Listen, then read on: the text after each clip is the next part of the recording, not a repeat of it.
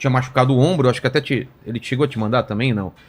Qual que é a situação do ombro que tava, Muzi? E se você quiser também se sentir à vontade e falar da minha situação geral, que eu tava bem cagado, né? Você que tem que se sentir à vontade. Eu não, por mim, por mim, tudo bem. Então, o que tem é assim, existe um desgaste grande que você se colocou por conta daquilo que é a sua restrição de sono. E o que a gente sabe hoje é que restrição de sono é a primeira causa para a diminuição de níveis de testosterona. É uma das primeiras causas para o acontecimento de diabetes, né? Ela está lá entre o que a gente chama de major factors, né? E quando a gente começou a trabalhar junto, você tinha praticamente uma diminuição da sua função hipofisária, porque a sua tireoide estava lenta, porque a sua testosterona não estava sendo produzida. E não é surpresa que você tivesse algumas lesões de aparelho locomotor, Vilela, porque a parte hormonal é que cuida do que é a regeneração muscular. E existe uma questão que é o dilema do atleta, né? Toda vez que você tem um período na sua vida que você treina muito forte, é como se existisse uma maquinaria que se adaptasse a isso. E essa maquinaria, ela se adapta tanto a gastar energia rápido, quanto a acumular muita energia. Então, quando você vê esse caso de atletas que interrompem a vida atlética dele, eles ganham bastante peso, né? Não é porque a pessoa ela se descontrolou, que ela está comendo 3 bolos de festa por dia. Não é isso que acontece. O que acontece é uma pessoa que tinha um treino muito volumoso e muito intenso.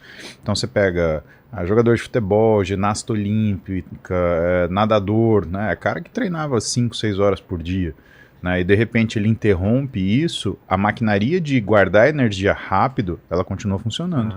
Ainda que essa pessoa não gaste. E você foi um cara que treinou muito, teve um passado atlético. Treinava todo dia, inclusive domingo, assim. Pois é. E depois parei total também.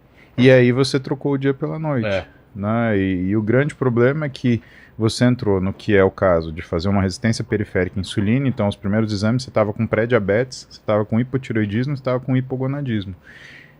E no seu caso, a gente não começa simplesmente dando hormônio, né? A gente tenta fazer um restart no que é a tua função glandular normal. Só que para isso a gente precisa reativar o que é a tua rotina e preservar mais o que é seu ciclo circadiano, porque senão a gente vai ficar colocando droga para conseguir tratar uma coisa que na verdade é estilo de vida.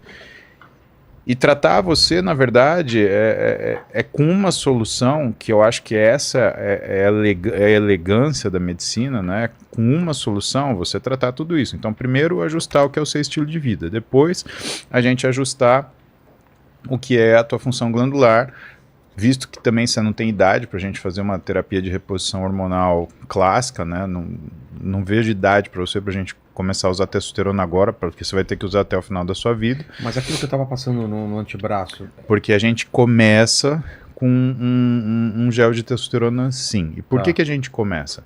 Porque quando você tem uma queda da sua testosterona, você também tem uma queda do seu receptor androgênio. É aquilo que eu estava reclamando, eu estava sem vontade, acordava cansado. Tem a ver com essa queda? Isso daí tem a ver dele tanto com a função tiroidiana, não, ele estava com hipotireoidismo. Então, isso tem a ver com uma situação tudo. de função tiroidiana também, esse cansaço. Acordar já cansado. Muito tireoide. Mas quando a gente começa esse tratamento, né, principalmente de testosterona, a gente começa a fazer você voltar a produzir sua testosterona. Não adianta simplesmente te dar uma medicação que você produza sua testosterona. A gente tem que te dar algum androgênio que faça o papel de aumentar a quantidade de receptor androgênico.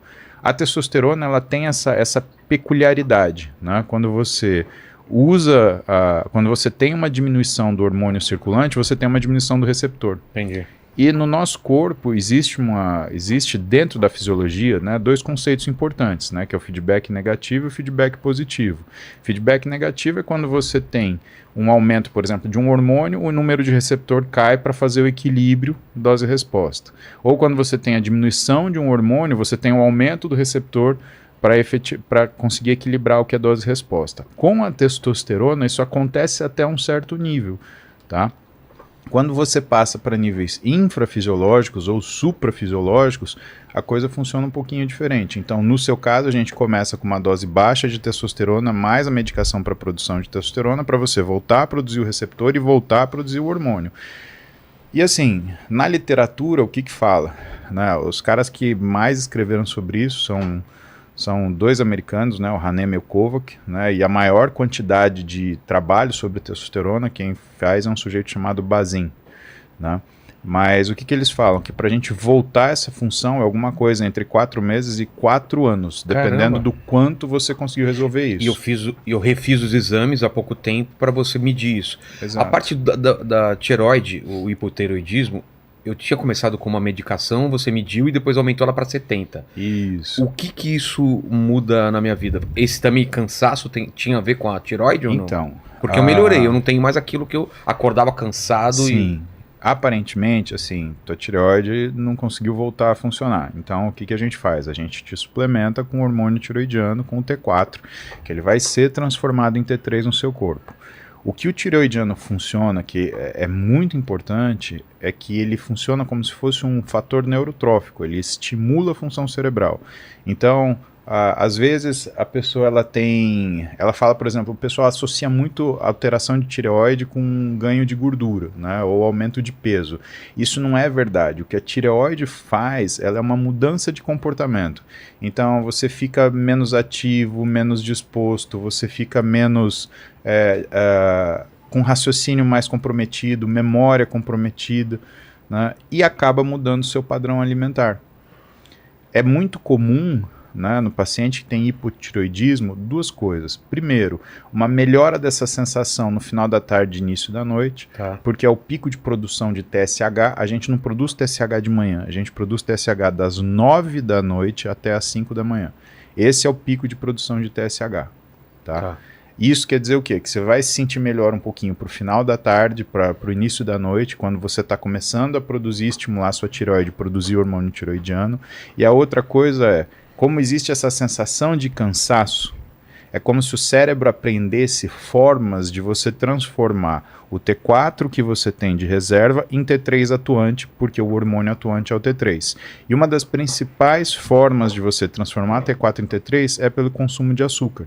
Então, quando você vê uma pessoa que tem hipotireoidismo com sugar craving, que a gente chama necessidade de açúcar, a maior ou a mais provável razão para isso não é que ela está sendo sem vergonha, que ela está comendo açúcar porque ela é safada, porque todo mundo transforma isso num julgamento.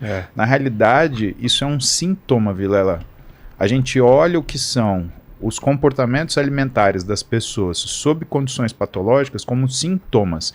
Então, quando um paciente meu que treina e tem hipotireoidismo, tem baixa produção de testosterona, né, ele fala para mim, olha, eu tô tendo mais vontade de comer açúcar, eu tô tendo muita fome à noite, pode ter certeza que essa parte hormonal está desregulada.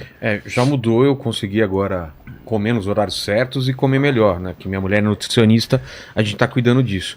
Tive que ligar pra Dona Teve que Xenon, ligar pra minha mulher pra dar uma bronca. Help. Exato. Mary Help, gostei. Mary Help.